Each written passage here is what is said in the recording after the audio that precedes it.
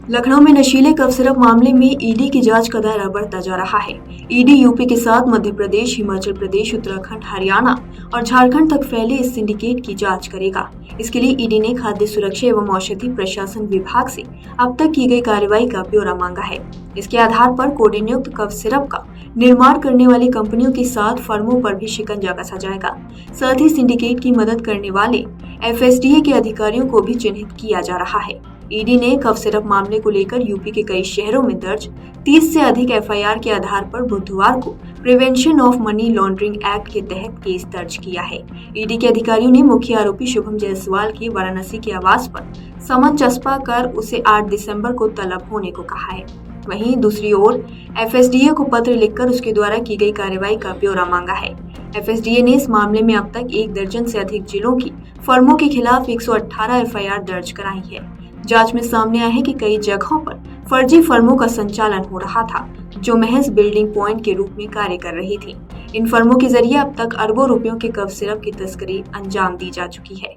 जांच में सामने आया है कि हिमाचल प्रदेश की 2, उत्तराखंड की 3 और हरियाणा और झारखंड की एक निर्माता कंपनियों से कफ सिरप खरीदकर उसका बड़े पैमाने पर तस्करी के लिए डायवर्जन किया जा रहा था।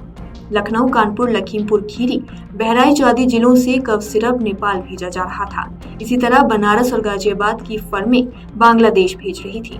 खासकर झारखंड की कंपनी बड़े पैमाने पर इसका उत्पादन कर रही थी, जिसका सुपर स्टॉकिस्ट मुख्य आरोपी शुभम जायसवाल की फर्में सैली ट्रेडर्स थी। ईडी के अधिकारी जल्द ही शुभम जायसवाल के साथ नशीले कफ सिरप की तस्करी करने वाले आलोक सिंह और अमित सिंह टाटा से जेल में पूछताछ करेंगे। इसी वजह से दोनों आरोपियों के ठिकानों पर नोटिस चस्पा नहीं किया गया है। पूछताछ से पहले उनकी फर्मों, बैंक खातों, कंपनियों, चल अचल संपत्तियों का ब्यौरा जुटाया जा रहा है, ताकि उसके आधार पर सवाल किए जा सके। इसके अलावा ईडी की जांच के दायरे में 2 चार्टेड अकाउंटेंट तुषार और विष्णु अग्रवाल भी आ चुके हैं। दोनों आरोपियों की फर्मों का हिसाब किताब रखते थे और उनके द्वारा किए जा रहे गैर कानूनी कामों पर पर्दा डाल रहे थे। ईडी दोनों को जल्द समन जारी कर पूछताछ के लिए तलब करने जा रहा है। लखनऊ में नशीले कफ सिरप सिंडिकेट का अहम सदस्य आजमगढ़ का रहने वाला विकास सिंह नरवे एसटीएफ को छका रहा है। एसटीएफ बीते 5 दिन से उसकी तलाश में पूर्वांचल के कई जिलों में खाक चुकी है, लेकिन उसका कोई सुराग हाथ नहीं लगा है। सूत्रों की माने तो एसटीएफ की टीम जिस लोकेशन पर उसे तलाशने पहुंचती है, उससे पहले ही वो वहां से फरार हो जाता है। सिंडिकेट के सरगना शुभम जायसवाल, अमित सिंह टाटा और आलोक सिंह की तरह नरवे भी पूर्व सांसद एवं बाहुबली धनंजय सिंह के करीबी हैं। दरअसल अमित सिंह टाटा को गिरफ्तार होने के बाद उसने कबूला था कि विकास सिंह नरवे ने उसकी मुलाकात शुभम जायसवाल से कराई थी। ऐसा ही बयान बर्खास्त सिपाही आलोक सिंह ने भी एसटीएफ को दिया है। शुभम और अमित की तरह नरवे भी चुनाव लड़ने की फिराक में था। पूर्वांचल के तमाम बाहुबलियों से संपर्क होने के बाद वह आजमगढ़ में अपना दबदबा कायम करता जा रहा था। अब एसटीएफ उसकी तलाश में आजमगढ़ से लेकर लखनऊ तक छापे मार रही है।